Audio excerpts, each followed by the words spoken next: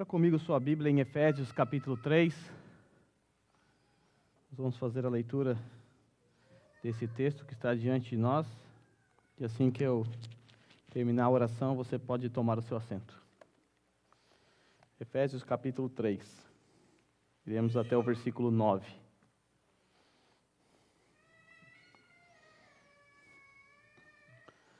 Diz assim a palavra do Senhor. Por essa razão, eu, Paulo, sou prisioneiro de Cristo Jesus por amor de vocês, gentios. Certamente, vocês ouviram falar da responsabilidade imposta a mim em favor de vocês, pela graça de Deus. Isto é, o mistério que me foi dado a conhecer por revelação, como já lhes escrevi em poucas palavras. Ao lerem isso, vocês poderão entender a minha compreensão do mistério de Cristo.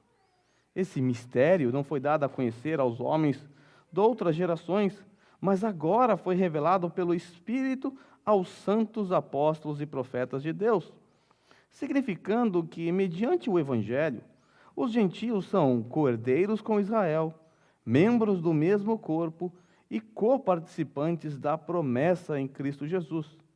Deste Evangelho, me tornei ministro pelo dom da graça de Deus, a mim concedida pela operação do seu poder. Embora eu seja o menor dos menores de todos os santos, foi-me concedida esta graça de anunciar aos gentios as insondáveis riquezas de Cristo e esclarecer a todos a administração deste mistério que, durante as épocas passadas, foi mantido oculto em Deus que criou todas as coisas. Curva sua cabeça. Santo Deus, nós estamos diante da Tua palavra e nós confiamos no Senhor e acreditamos que o Senhor falará conosco, nos trará instruções nesta manhã, por conta do Espírito Santo que habita em nós.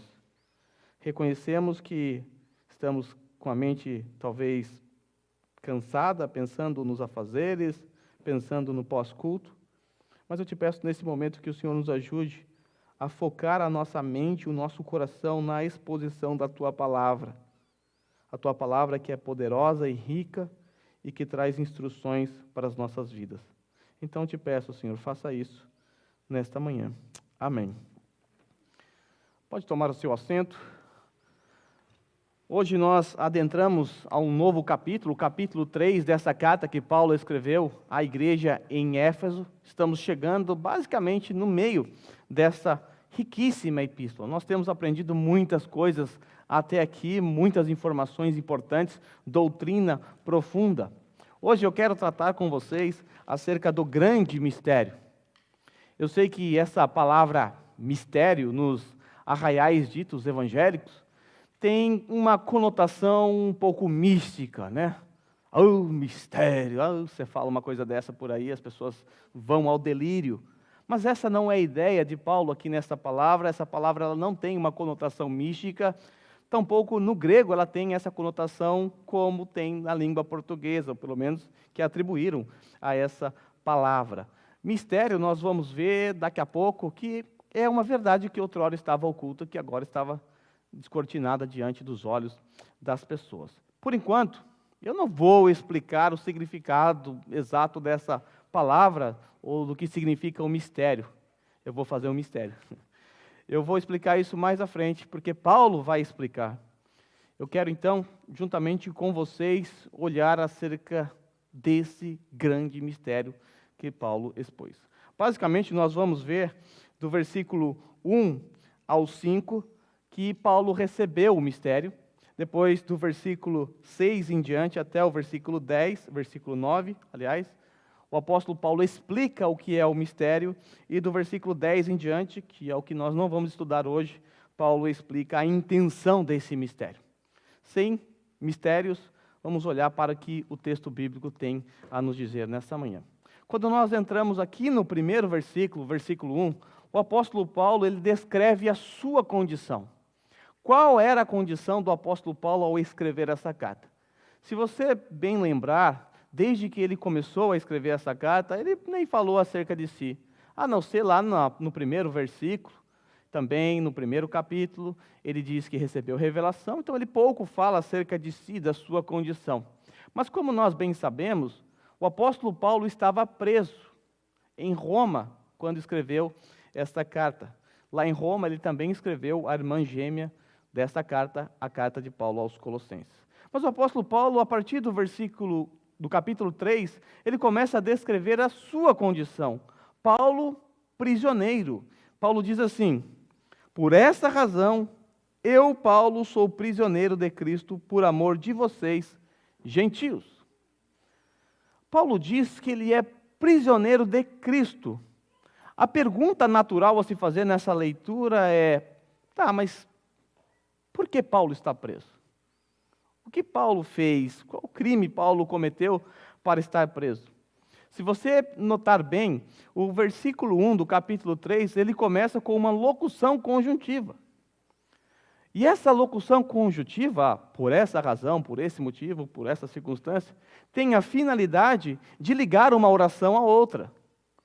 Paulo começa dizendo: por essa razão eu estou preso. Mas que razão é essa? Temos que voltar para a oração anterior. O que é que Paulo disse no capítulo 1 e no capítulo 2? Vocês já estão craques nisso, vocês já sabem de cor, né? Já estamos aqui há 16 sermões estudando o capítulo 1 e 2, já devem estar craque, expert em Efésios. Mas vamos lá voltar para o capítulo 2 e capítulo 1. Nós descobrimos ali nesses capítulos o motivo que levou Paulo a estar preso. Eu vou fazer um breve panorama no final dessa exposição, mas por hora, só para entendermos a razão, ou entendermos o motivo da prisão de Paulo, vamos nos lembrar do que aconteceu no sermão passado. No sermão passado, nós aprendemos que os gentios e os judeus foram inseridos num mesmo corpo, que os judeus e os gentios passaram a ser membros da mesma família, que os judeus e os gentios são edificados sobre o fundamento dos apóstolos, que judeus e gentios são o templo, a habitação de Deus.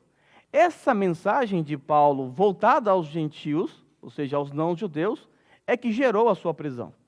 Ele está preso por conta da sua mensagem, essa mensagem que ele expôs anteriormente, que em Cristo não há mais separação, que em Cristo nós temos um único povo, o povo que foi salvo por Cristo, que consiste de judeus e gentios. Eu quero que você volte as suas páginas lá para Atos capítulo 21. Vá lá para o versículo 17. Lucas, companheiro de Paulo, está registrando a chegada de Paulo e a prisão de Paulo em Jerusalém. A prisão e a chegada de Paulo em Jerusalém. Se você correr os teus olhos lá para o versículo 28, de maneira bem rápida, você vai descobrir que o apóstolo Paulo foi acusado de introduzir no templo um gentio, Trófimo. Isso era uma mentira, era uma dedução. Eles queriam apenas pegar Paulo por conta da sua mensagem. Bem, como resultado dessa acusação contra Paulo, Paulo acaba por ser espancado, quase chegando à morte. Ele é salvo por conta de alguns oficiais romanos que perceberam o tumulto. Paulo não conseguia nem ficar em pé, ele é levado pelos oficiais. Paulo se recompõe e ele pede uma oportunidade para falar aos seus compatriotas. E lá no capítulo 22, já entrando no capítulo 22, Paulo faz uma defesa de si mesmo em aramaico. Nessa defesa, o que Paulo faz? Paulo conta o seu testemunho, ele conta como Deus o chamou quando estava a caminho de Damasco para perseguir os cristãos. Inclusive, ele vai mencionar isso. Vocês são testemunhas de que eu estava perseguindo os cristãos. Bom, os seus compatriotas aparentemente estavam ouvindo, atentos e em silêncio. Afinal, estava falando em aramaico. Até que essa paz, esse silêncio se rompe. Quando lá no versículo 21, Paulo diz assim: então o Senhor me disse: vá, eu o enviarei para longe aos gentios.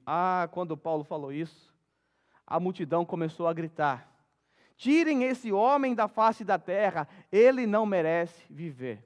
Então preste atenção, a mensagem de Paulo era que Deus havia dito a ele: vá para longe, vá pregar aos gentios. Não é à toa que ele é o apóstolo dos gentios. Só que quando os judeus ouviram isso, ficaram indignados e revoltados e começaram a gritar: tirem ele da face da terra, ele não merece viver. Eles desejaram a morte de Paulo. Se você continuar lendo essa história em Atos, você vai descobrir lá no final, depois de alguns julgamentos, lá no final que Paulo apela para César. Por fim, Paulo acaba indo para Roma, de onde ele escreve essa epístola. Ok, nós já sabemos a razão da prisão de Paulo. Por que Paulo está preso? Paulo está preso por conta da sua mensagem. A mensagem que Deus, o próprio Cristo, confiou a ele. A mensagem que ele deveria pregar aos gentios, que ele deveria se dirigir aos gentios. Essa era uma mensagem um pouco estranha para os judeus. A inserção de gentios no povo, no pacto. Então, Paulo está preso por conta desta revelação que ele recebeu de Deus, que incluía gentios na nova aliança. E se você notar na parte final deste verso, olha o que Paulo diz: sou prisioneiro de Cristo por amor de vocês, gentios. Porque Paulo ama os gentios e prega aos gentios, porque ele recebeu esse mistério, essa revelação, então ele é perseguido. E ele faz tudo isso porque ele, de fato, ama os gentios que outrora ele perseguia. Ainda olhando para esse verso, há algo que nos chama muito a atenção. O apóstolo Paulo diz que ele é prisioneiro de Cristo. Isso não te chama a atenção? Nós acabamos de ver em Atos que Paulo, no final, acaba se tornando prisioneiro de Nero. Paulo era um prisioneiro de Nero, mas ele não diz, por essa razão eu, Paulo, sou prisioneiro de Nero. Paulo diz, eu sou prisioneiro de Cristo. Aqui o apóstolo Paulo nos ensina uma das grandes lições do cristianismo. A confiança na soberania de Deus. Esta é uma grande lição. Todos nós precisamos aprender a confiar na soberania de Deus. Porque o apóstolo Paulo sabe que Nero não é um acidente nos desígnios de Deus. Nero é um instrumento de Deus usado para um fim glorioso. Paulo olha a sua condição através de um excelso prisma. O prisma da soberania de Deus. Vale lembrar que ele está preso e que ele vai morrer. E nessas condições, o apóstolo Paulo pode dizer, estou aqui porque Cristo quis. Porque Cristo me conduziu a isso. O apóstolo Paulo poderia reclamar da sua condição, dizendo, ó Deus, por que está fazendo isso comigo? Eu sou um apóstolo, eu estou dedicando a minha vida. Mas o Senhor me colocou aqui nessa prisão, o Senhor não vai com a minha cara? Talvez essa fosse ou tenha sido a nossa reação ante a adversidade, aos problemas, às lutas, reclamar, reclamar e reclamar. Mas o apóstolo Paulo descansava sobre as asas da soberania de Deus. E aqui é uma lição muito importante para nós. Precisamos aprender a descansar nas asas da soberania de Deus. Quando tudo lhe for mal, lembre-se, Deus está no controle de tudo. Por isso, lá em Tiago é-nos dito que nós devemos nos alegrar quando passarmos por tribulações. Que coisa, não? Tende por motivo de grande alegria o fato de passardes por provações. Será que é isso mesmo? É, porque a provação produz em nós um caráter aprovado. Paulo sabia disso. Então, quando você estiver passando por alguma dificuldade, adversidade, descanse na soberania de Deus. Confie em Deus. Agora, volte lá para o capítulo 23 de Atos. Desculpe fazer vocês pularem de um lado para o outro. Lembra, após toda aquela problemática que nós acabamos de ver no capítulo 22? Ali Paulo é levado para o Sinédrio para ser julgado. O Sinédrio era o local onde os judeus julgavam. O Sinédrio era composto por 72 judeus que julgavam as causas relacionadas a Israel, a nação de Israel, a religião. Naquele Sinédrio, Paulo estava numa arapuca. Estava numa armadilha. Eles queriam pegar Paulo de qualquer jeito. E Paulo percebe isso. E Paulo faz o que então? Paulo dá um golpe de mestre e diz assim, eu estou aqui porque eu acredito na ressurreição dos mortos. Vale lembrar que os saduceus não acreditavam na ressurreição dos mortos. Os fariseus sim. E havia uma briga muito violenta entre esses dois grupos, fariseus e saduceus. Então eles começaram a brigar entre si. E o texto é tão interessante que Lucas registra que o oficial, o comandante, ele ficou com medo que Paulo fosse despedaçado ao meio, no meio daquele tumulto. Então, para a segurança de Paulo, Paulo foi tirado e levado para a Fortaleza Antônia, que ficava do lado do templo. Agora eu quero que você corra os teus olhos lá para o versículo 11 de Atos.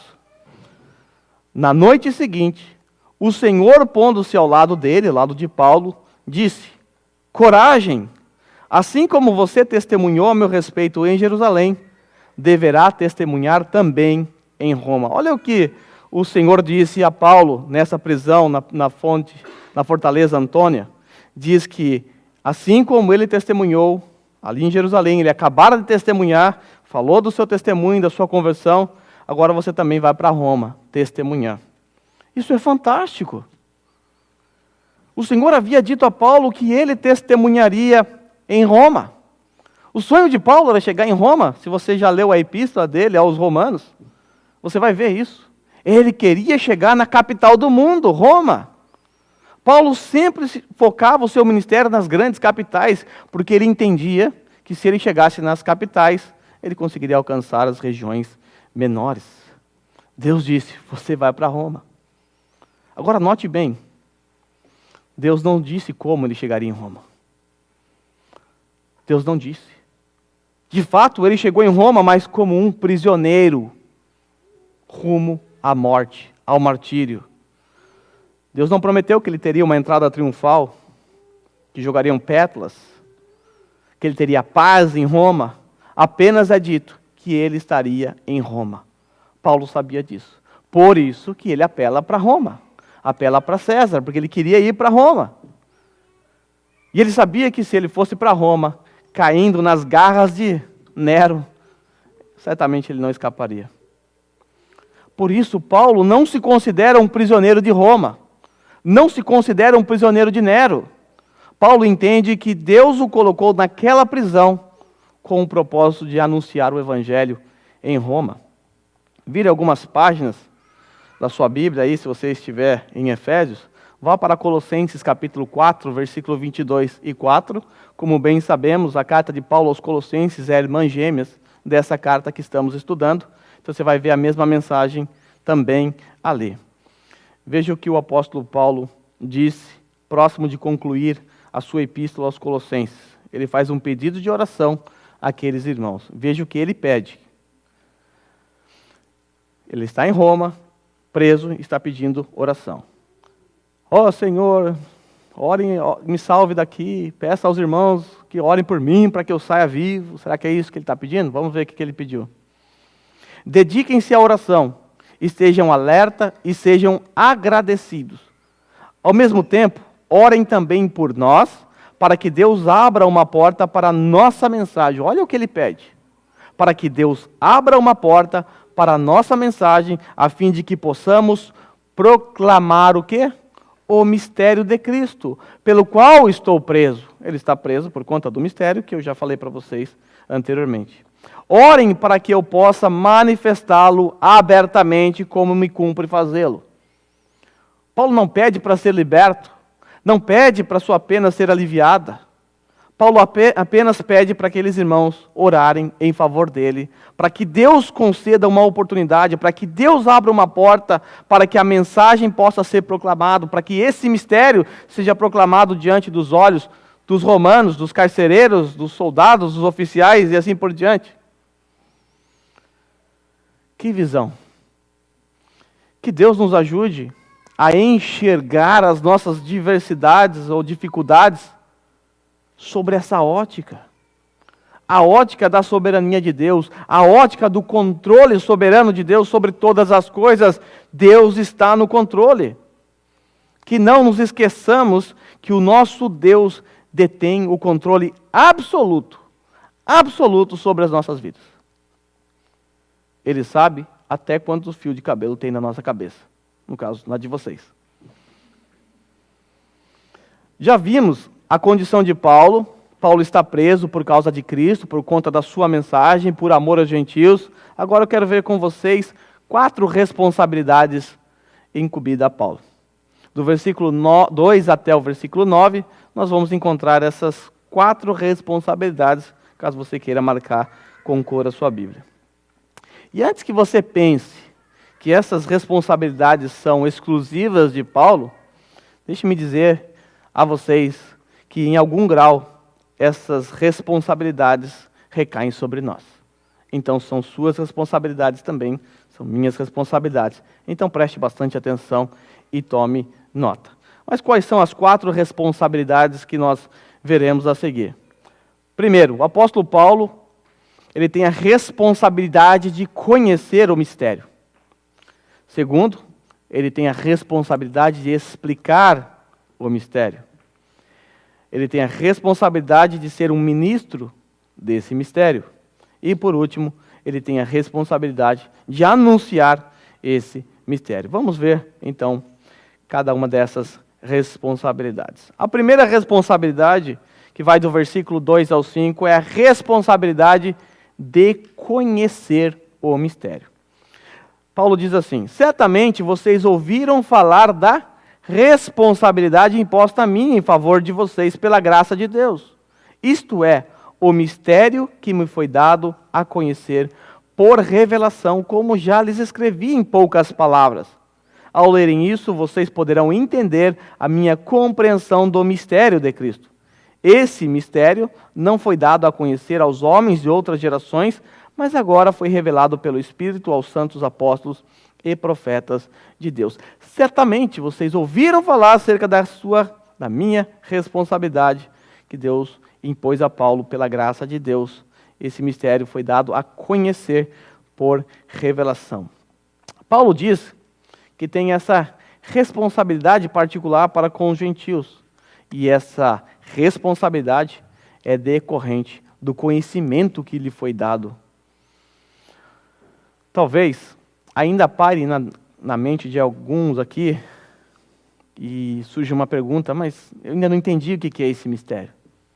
Que mistério é esse? Aparece tantas vezes aqui, apareceu em Colossenses. Se você leu já as cartas paulinas, você vai ver que aparece o tempo todo a palavra mistério. Talvez você ainda está com dúvida, mas eu não responderei isso ainda. Vamos deixar isso para o verso seguinte, onde Paulo vai explicar para nós. Eu quero apenas, olhando para esse texto, falando da responsabilidade do conhecimento desse mistério, eu quero focar na ideia de que Paulo recebeu esse mistério por revelação. Atente para o que Paulo disse. Certamente vocês ouviram falar da responsabilidade imposta a mim em favor de vocês pela graça de Deus. Isto é, o mistério que me foi dado por revelação, como já lhes escrevi em poucas palavras. Bem, o apóstolo Paulo já escreveu algo acerca desse mistério, ou dessa revelação. Onde estão, então, essas poucas palavras acerca do mistério revelado a Paulo? Lembra quando tratamos aqui acerca do papel do Deus Filho acerca da nossa redenção? Não? Tá bom, então vamos lá. Volte as suas páginas para o primeiro capítulo, no versículo 9. Paulo diz assim: e nos revelou, revelação, ele nos revelou o mistério da sua vontade, de acordo com o seu bom propósito, que ele estabeleceu em Cristo. Bom, que propósito é esse? Ele explica. O propósito de fazer convergir em Cristo todas as coisas celestiais ou terrenas na dispensação da plenitude dos tempos. Esse mistério revelado aponta para a convergência na pessoa de Cristo. E como nós vimos com o desenrolar do capítulo 2, tanto judeus quanto gentios convergiram em Cristo. Esse mistério apontava para essa convergência em Cristo, quando Deus uniria judeus e gentios num único corpo.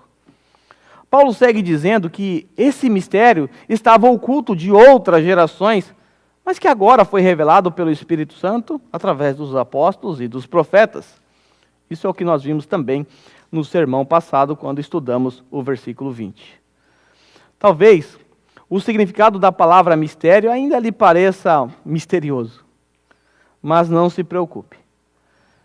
A segunda responsabilidade de Paulo consiste em explicar o mistério. Então ele vai explicar para nós. Vamos lá, a explicação de Paulo acerca do mistério. Nós encontramos aqui a segunda responsabilidade de Paulo. explicar o mistério. Nós vamos ler o versículo 6 e o versículo 9. Paulo diz assim: significando que mediante o evangelho os gentios são co-herdeiros com Israel, membros do mesmo corpo e coparticipantes da promessa em Cristo. Aqui no versículo 6, o apóstolo Paulo explicou finalmente o que é mistério. Lá no versículo 9, ele vai dizer que a sua responsabilidade é de esclarecer a todos a administração deste mistério que durante as épocas passadas foi mantido oculto em Deus que criou todas as coisas. Mas o que significa então esse mistério? Esse mistério era uma verdade que na antiga aliança estava oculta, mas que agora foi descortinada diante dos homens, através dos apóstolos e dos profetas. Mas no que consiste esse mistério? Esse mistério consiste na inserção dos gentios no povo da aliança. Mistério significa que mediante o evangelho, a proclamação do evangelho, os gentios são co-herdeiros com Israel. São membros do mesmo corpo e são coparticipantes da promessa em Cristo Jesus. Esse é o mistério. É por causa dessa mensagem que Paulo está preso. Não é que essa verdade não estava presente na antiga aliança. Como nós bem sabemos, já na antiga aliança, Deus havia revelado que ele tem e tinha propósito para os gentios. Por exemplo, Deus disse a Abraão que todas as famílias da terra seriam abençoadas. Também, na antiga aliança, nos foi revelado que o Messias receberia as nações como sua herança. Não é que essas verdades não estavam na antiga aliança. Elas estavam lá, mas elas não eram tão claras assim. Eu gosto de comparar esse mistério a alguém no palco, atrás de uma cortina branca, a qual você consegue ver uma sombra por detrás da cortina. Você sabe que tem alguém ali, mas você não sabe a cor dos olhos, a cor do cabelo, a cor da pessoa, que tipo de roupa está usando. Você não sabe muita coisa, você sabe que está ali. E é exatamente assim que funcionava esse mistério. Estava lá na antiga aliança, mas estava atrás de uma cortina. Até que na nova aliança, de um lado os apóstolos, do outro os profetas, puxam e a cortina se abre. E esse mistério então é revelado. Por isso Paulo diz que a função dele, a responsabilidade dele é esclarecer a todos a administração desse mistério. A função de Paulo e dos apóstolos era abrir essa cortina, para que o mistério fosse revelado, para que o mistério saltasse aos olhos das pessoas. Agora sabemos do que se trata esse mistério. Esse mistério é o Evangelho, é a mensagem do Evangelho, é o próprio Senhor Jesus Cristo, na visão de Paulo. Então, mistério aponta para o que o Evangelho fez, sobretudo com os gentios. E como eu disse, essa responsabilidade ela recai sobre cada um de nós. É natural para qualquer cristão antigo saber expor o Evangelho. É natural.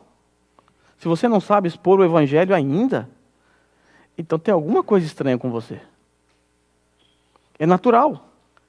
E é exatamente isso que o apóstolo Pedro espera dos cristãos que estavam sendo perseguidos. Lá em 1 Pedro 3,15b, Pedro diz: estejam sempre preparados para responder a qualquer pessoa que lhes pedir a razão da esperança que há em vós.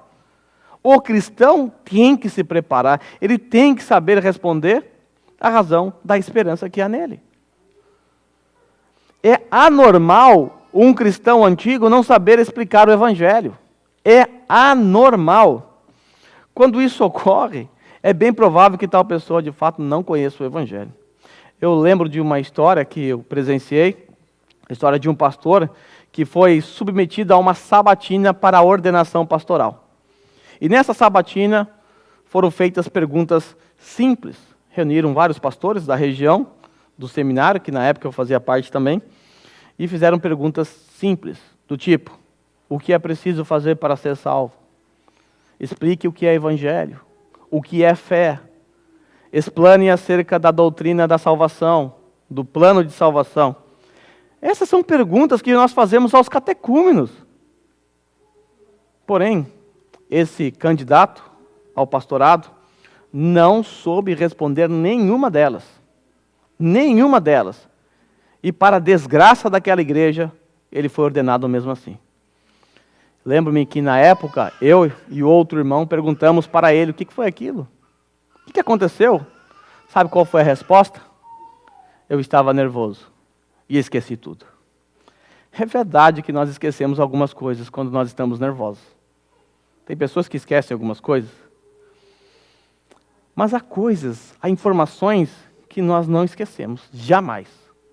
Você pode estar em extrema perseguição e alguém te perguntar, você está tremendo de medo, alguém pergunta, qual é o nome do seu filho? Ah, duvido que você vai esquecer.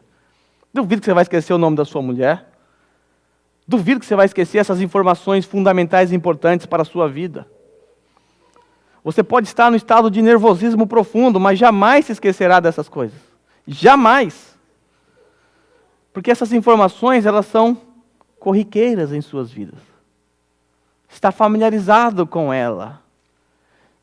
Eu posso pegar alguém aqui que trabalha com, sei lá, eu trabalho com os robôs lá na Ever, e pedir para ele me explicar todo o processo. Ele vai ficar nervoso por vir aqui à frente, não vai? Mas ele vai conseguir explicar. Pode gaguejar um pouquinho por conta do nervosismo, mas ele vai explicar porque é o que ele faz todo dia. Ele sabe o nome das peças, ele sabe tudo. Nós nos esquecemos de informações que nós adquirimos, como, por exemplo, para passar numa prova. Você tirou 10, no dia seguinte você não lembra mais nada.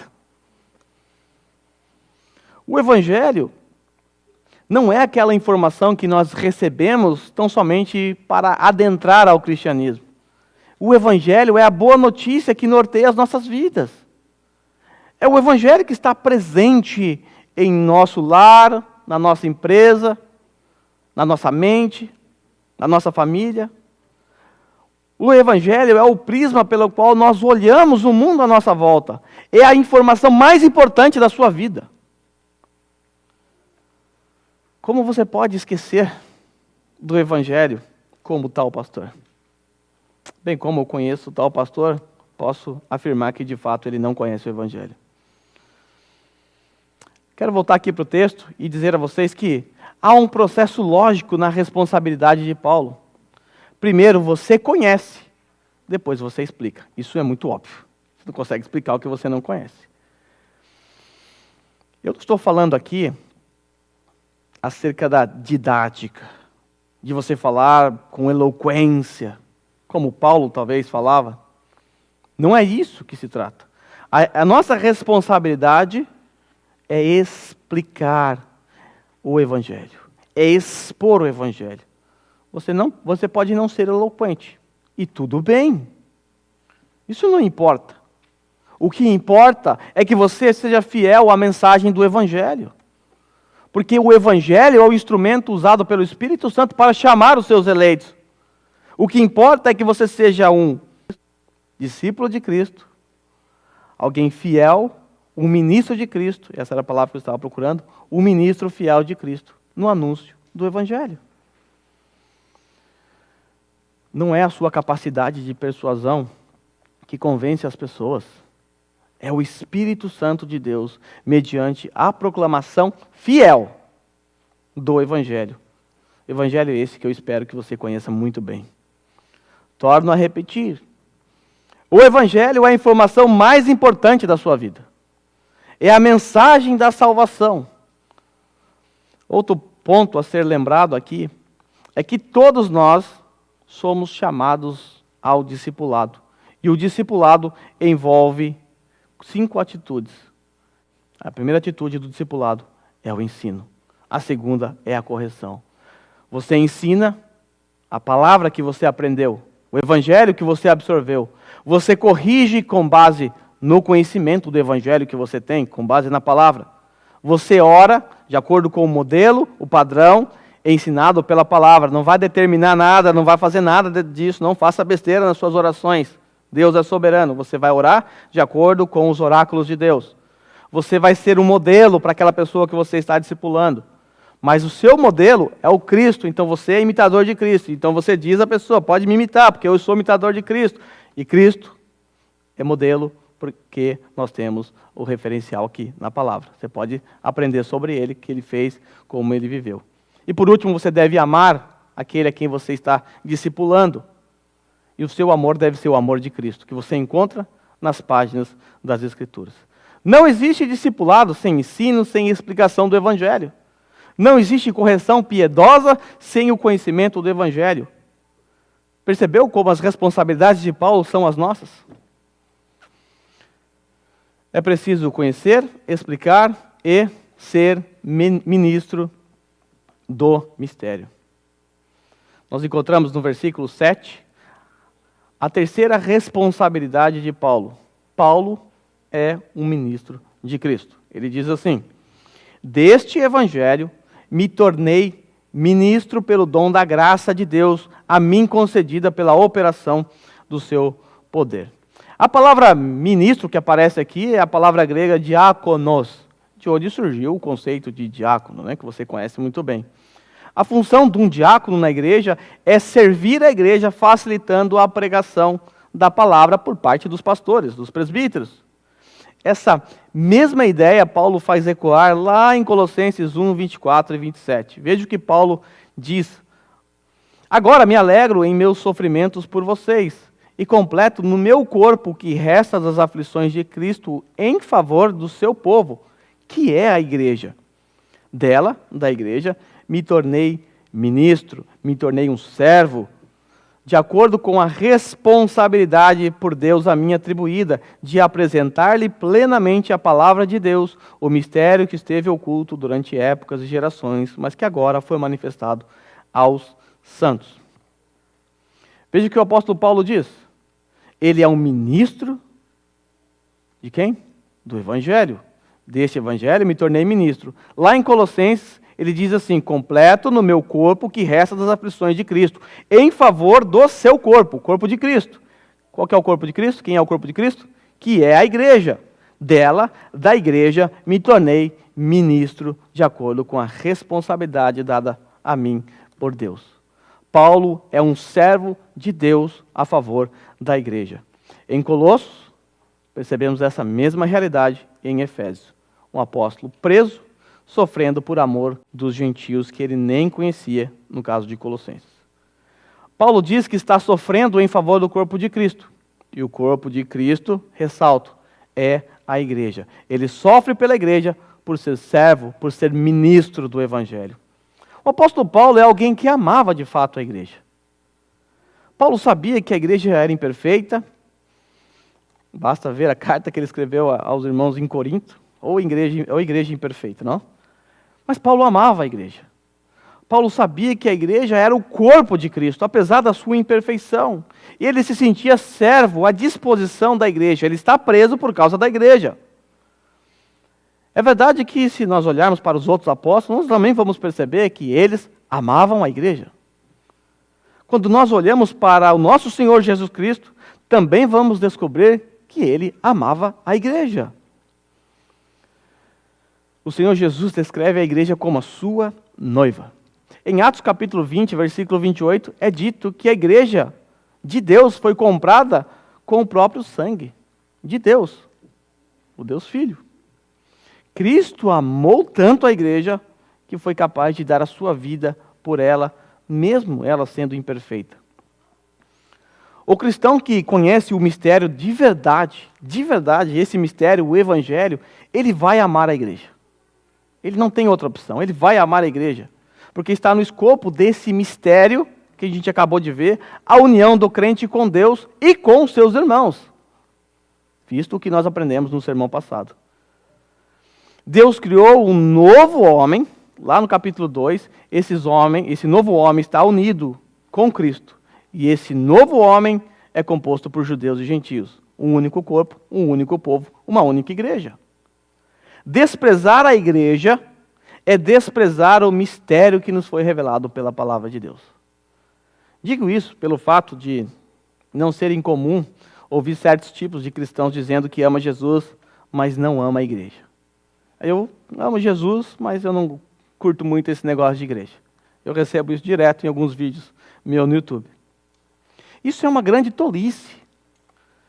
Eu não lembro exatamente quem foi que escreveu, talvez você se lembre, ou quem foi que falou, mas eu vi isso em algum lugar. essa indagação. Como você se sentiria se alguém chegasse para você e dissesse assim: cara, gosto muito de você, mas eu odeio a sua esposa. Eu sei que você ama, mas eu odeio. O que você pensaria dessa pessoa? Pessoas que menosprezam a igreja se esquecem que a igreja é a noiva de Cristo, mesmo imperfeita. É impossível menosprezar a igreja sem menosprezar a Cristo. Quando você menospreza a igreja, automaticamente você está menosprezando o Cristo. Menosprezou o corpo, menosprezou a cabeça. Isso me faz lembrar as próprias palavras de Jesus, lá no caminho de Damasco, quando Paulo está indo a perseguir a igreja. Paulo estava com cartas indo em direção a Damasco para perseguir cristãos, igreja. Jesus se põe na frente de Paulo e diz assim: Saulo, Saulo, por que me persegues? Ué, ele não estava perseguindo a igreja? Para Paulo, para Jesus, perseguir a igreja era persegui-lo. Percebe? Perseguir a igreja é sinônimo de perseguir a Cristo. Odiar a igreja é sinônimo de odiar a Cristo. Menosprezar a igreja é sinônimo de desprezar a Cristo. Amar a igreja é sinônimo de amar a Cristo. Para concluir essa parte, por conta do nosso tempo, ser um ministro, ser um servo, parece uma posição servil, não é verdade? E de fato é mesmo. Mas Paulo enxerga isso de uma outra forma, de um outro prisma. Ele diz que é ministro de Cristo pelo dom da graça de Deus. Paulo considera esse ministério não apenas como uma responsabilidade, uma obrigação, mas além disso, Paulo vê como um grande privilégio, o privilégio de servir a Cristo servindo a igreja. Um ponto a ser dito é que não existe cristão na face da terra que não seja um ministro de Cristo. Nós acabamos de ler aí um texto de Coríntios que foi colocado aí antes da última canção. Somos ministros da nova aliança. Ser um servo ou um diácono de Cristo é uma demonstração da graça de Deus em nosso favor. Servir a Cristo é uma demonstração da graça de Deus, não é uma posição servil. Se você pensar bem, ele poderia e deveria ter te mandado para o inferno. Mas ele não fez isso. Ele te amou, te salvou e agora te dá o privilégio de servi-lo. Que privilégio! Um cristão é um ministro de Cristo. E um ministro de Cristo é alguém que demonstra isso amando o corpo de Cristo e que enxerga o serviço cristão não como um favor a homens, mas como um dom da graça de Deus que Ele nos concede de maneira poderosa. Voltemos para o fantástico texto de Colossenses 1:24. Paulo diz: agora me alegro em meus sofrimentos por vocês e completo no meu corpo o que resta das aflições de Cristo em favor do seu corpo, que é a igreja. Dela me tornei ministro. Dentre tantas responsabilidades que temos como ministro de Cristo, está a responsabilidade que temos de anunciar o mistério de Cristo. E eu quero entrar na última responsabilidade de Paulo para nós encerrarmos. A última responsabilidade de Paulo é semelhante ao que vimos na segunda. Paulo é responsável por anunciar o mistério. Nós temos aqui, basicamente, uma repetição. Já aprendemos aqui em outras ocasiões que todas as vezes que nós encontramos uma repetição, devemos prestar bastante atenção.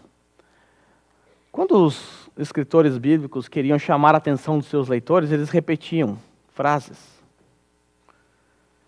E sempre que você estiver diante de uma repetição, quando estiver lendo o texto bíblico, então presta bastante atenção. E aqui está uma repetição dentro do mesmo parágrafo. Nos versos 8 e 9, nós encontramos esta quarta responsabilidade. A responsabilidade de anunciar, de proclamar o mistério. Paulo diz assim: embora eu seja o menor dos menores de todos os santos, foi-me concedida esta graça de anunciar aos gentios as insondáveis riquezas de Cristo e esclarecer a todos a administração desse mistério que durante as épocas passadas foi mantido oculto em Deus que criou todas as coisas. Nesse presente versículo, versículo 8, Paulo se refere a si mesmo como o menor dos menores de todos os santos, a quem foi concedida a graça. Quanto ao menor dos menores nesse texto, fica difícil para qualquer intérprete entender exatamente a razão para Paulo se descrever assim. O mais próximo que nós podemos supor, por conta do contexto, evidentemente, é que ele tem em sua mente a sua vida pregressa como um perseguidor da igreja, devido ao fato de que, de maneira indireta, ele se referiu a isso lá no versículo 7, mostrando que o Senhor o chamou de maneira graciosa quando se pôs à frente dele no caminho de Damasco. Essa ideia está embutida no versículo 7 que nós acabamos de ver. Esse tipo de linguagem de Paulo não é uma linguagem comum, é muito comum. Por exemplo, lá em 1 Coríntios 15, 9, ele diz ser o menor dos apóstolos e que não é digno nem de ser chamado apóstolo. Sabe por quê? Porque ele perseguiu a igreja. É isso que ele diz. Em 1 Timóteo 1,15, onde ele diz que é o principal dos pecadores, Paulo diz assim, que ele é o principal dos pecadores. Sabe por quê? Porque lá no versículo 13, ele disse que era blasfemo, ele era perseguidor e insolente. Ao que tudo indica, Paulo tem em sua mente a sua vida pregressa quando perseguia o próprio Cristo, ao perseguir a igreja. Esse menor de todos os santos, o apóstolo Paulo, recebeu a graça não só da salvação, mas a graça de anunciar aos gentios as insondáveis riquezas de Cristo. Agora, o que são essas insondáveis riquezas de Cristo? As insondáveis riquezas de Cristo são as verdades que já foram expostas nos dois capítulos que nós já estudamos, capítulo 1 e capítulo 2. Podemos rapidamente lembrar quais são essas insondáveis riquezas que nos foram dadas pela cruz de Cristo. Eu vou fazer aqui um resumo bem rápido, mas se você quiser ter isso com mais detalhes, tem 16 sermões lá no canal da igreja para você assistir. Mas vamos lá. No capítulo 1, versículo 3, nós descobrimos que somos abençoados por Deus Pai em Jesus Cristo com todas as bênçãos espirituais nas regiões celestiais. Também descobrimos que Deus nos abençoou de que forma? Nos escolhendo nele antes da fundação do mundo e nos predestinou em amor para sermos adotados como seus filhos.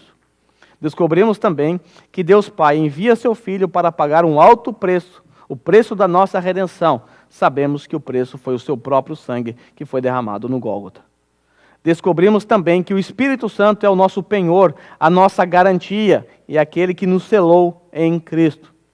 Ainda no capítulo 1, aprendemos que para que o propósito eterno de Deus de nos alcançar, para que o propósito de Deus nos alcançasse, foi necessário o emprego de uma força poderosa, ou uma poderosa força. Ou seja, para que a redenção fosse aplicada a nós, foi necessário do emprego do mesmo poder que foi aplicado em Cristo Jesus, quando ele foi ressuscitado dentre os mortos, e é o mesmo poder que fez Cristo se assentar à direita de Deus Pai. Descobrimos também, lá pelo capítulo 2 agora, que fomos impactados com esse mesmo poder que atuou em Cristo, quando a nossa deplorável condição foi revertida. Lembra que estávamos mortos em nossos delitos e pecados, que vivíamos como marionetes do diabo, que vivíamos apenas para satisfazer a nossa carne e que éramos por natureza merecedores da ira? Lembra? Nós descobrimos que tudo isso foi revertido, porque lá no versículo 5, Deus é descrito como o Deus rico em misericórdia, que nos amou e nos deu vida em Cristo. É descrito ali que fomos salvos gratuitamente, fomos salvos pela graça. Lembra do poder que ressuscitou o nosso Senhor e o fez assentar nas regiões celestiais, lá do capítulo 1? Pois bem, esse mesmo poder nos ressuscitou também e agora nos faz assentar junto com Cristo nas regiões celestiais. As insondáveis riquezas, elas não param por aqui. A partir do versículo 11, nós aprendemos o que Deus fez com os gentios que se encontravam numa posição complicada. Nós já vimos que os gentios estavam sem Cristo. Eram gentios por nascimento, incircuncisos, separados da comunidade de Israel, estrangeiros quanto às alianças, estavam sem esperança e sem Deus no mundo. Essa era a nossa condição. Mas a partir do versículo 13, Paulo mostra o que Deus fez para reverter a nossa condição. Deus nos aproximou de Deus mediante o sangue de Cristo. Por isso, não somos mais estrangeiros. Agora somos verdadeiros israelitas. Somos membros da família de Deus, santuário do Senhor. Somos cordeiros com Israel, membros do mesmo corpo, co-participante das promessas. Essas informações não soam para você como riquezas insondáveis? Essas são as riquezas insondáveis de Cristo que chegaram até nós. Somos participantes dessas riquezas. Creio que é mais que suficiente para você entender que o que Cristo fez por você até aqui, levando em conta o que você era, o que você merecia, eu tenho certeza que tudo isso soou para você como uma riqueza insondável.